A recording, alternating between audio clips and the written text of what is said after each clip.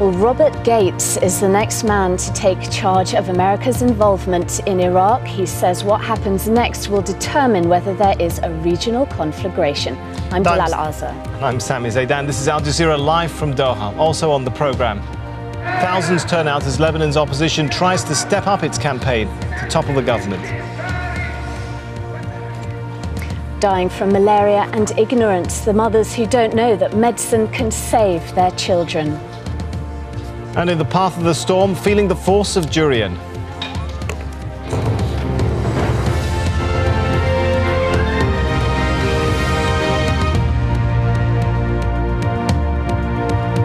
The United States is not winning the war in Iraq, and its next moves will decide whether the conflict becomes a regional conflagration.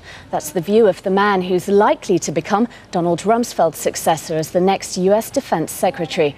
Robert Gates has been talking to the U.S. Armed Services Committee in Washington. Let's hear some of what he's been saying. In my view, all options are on the table in terms of how we address this problem in Iraq.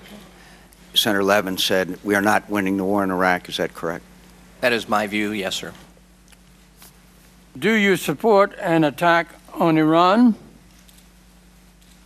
Senator Byrd, I think that military action against Iran would be an absolute last resort. Once war is unleashed, it becomes unpredictable. And I think that the consequences of a conflict, a military conflict with Iran, could be quite dramatic, and therefore I would counsel against military action except as a last resort and if we felt that our vital interests were threatened. Do you support an attack on Syria? No, sir, I do not. Well, let's go live now to Washington, where we can speak to Ayman Mohyeldin, who's been following proceedings there. Ayman, what's been happening? What's new? Well, the Senate confirmation of Robert Gates has gotten underway. It's been going on now for about 2 hours, where Robert Gates has had to explain as well as articulate his vision for where he thinks the U.S. Department of Defense should go, particularly vis-a-vis policy in Iraq.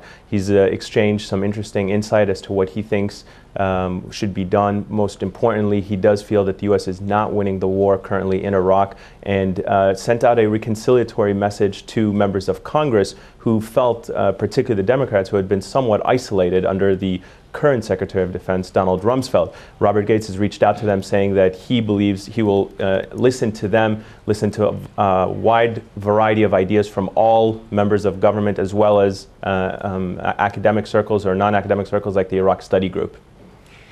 He is differing from Rumsfeld quite a bit, isn't he? Or he's promising to differ from Rumsfeld quite a bit. How are some of the key areas that he will be different?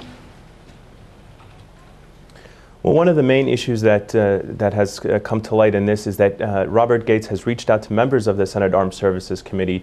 Under Secretary Rumsfeld, the Senate Armed Services Committee, particularly the Democratic members, felt that they were not being consulted with enough, that their ideas and suggestions that they had put forth about Iraq policy had not been taken into consideration.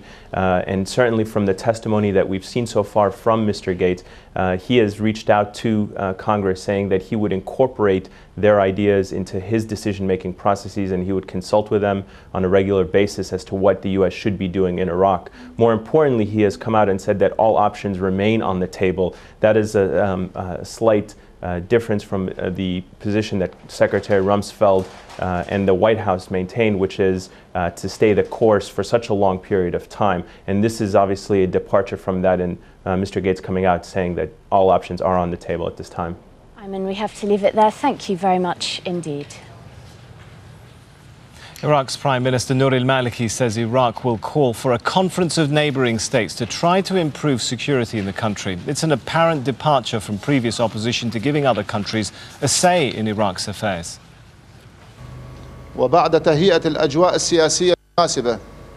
After the political climate is cleared, we will call for the convening of a regional conference in which these countries that are keen on the stability and security of Iraq will participate. Well, while the politicians talk about Iraq, its people are enduring more violence. So far, more than 30 people have been killed today in different incidents. One of them was an attack on a marketplace. Sebastian Walker reports on the aftermath. This is what it looks and sounds like when a car bomb explodes in Iraq.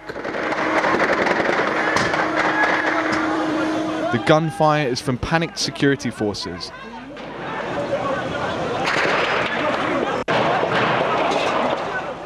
The building in the background is a mosque.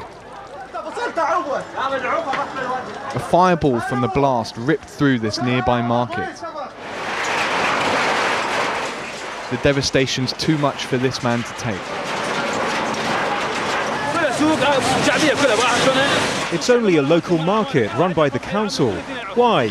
What did those people do? What are they guilty of? 36 people have been killed in bombs, shootings and mortar attacks so far on Tuesday in Baghdad alone. This attack killed 2.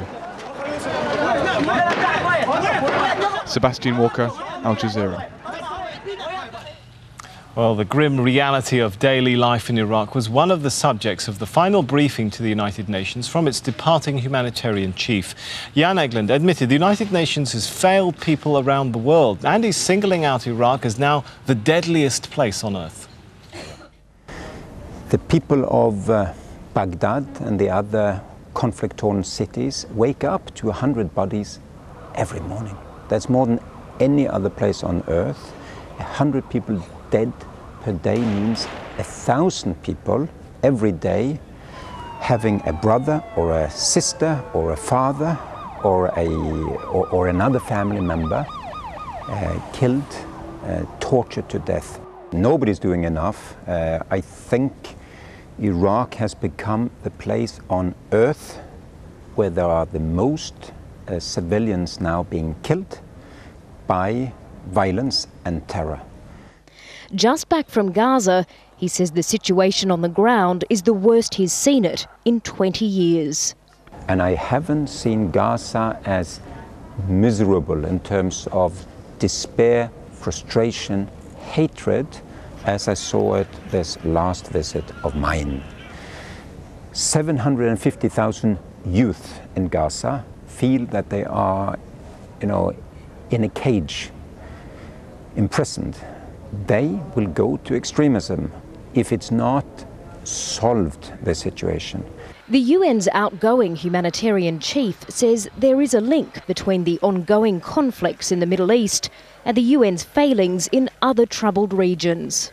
Those Western countries who are saying and doing all of the right things in Darfur are associated in Islamic and Arab countries with what is seen as failure in Iraq and what is also seen as hypocrisy vis-à-vis the Palestinians.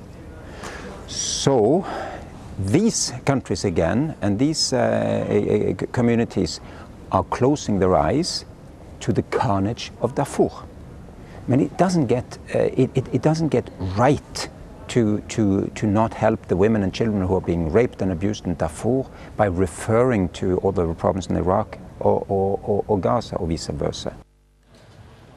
Well, Jan Egeland also spoke about Somalia, calling Mogadishu the only capital city in the world with no rescue or relief workers.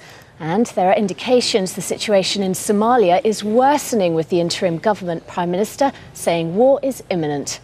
His statement coincided with demonstrations in Mogadishu, where thousands of people, including school children, took to the streets. They were protesting against a US proposed draft resolution to the Security Council seeking to deploy foreign forces.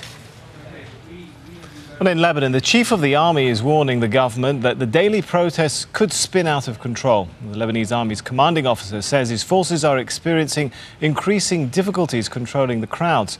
We'll go live to Beirut shortly, where there are more demonstrations this evening. But first, Zainab Khoda reports on the funeral of a protester killed in Sunday's clashes. A martyr for Lebanon, a martyr for national unity. Hundreds from the Shiite movements Amal and Hezbollah marched behind the coffin of a 22-year-old victim of Lebanon's political crisis. Angry mourners called for Prime Minister Fouad al-Sannoura to step down.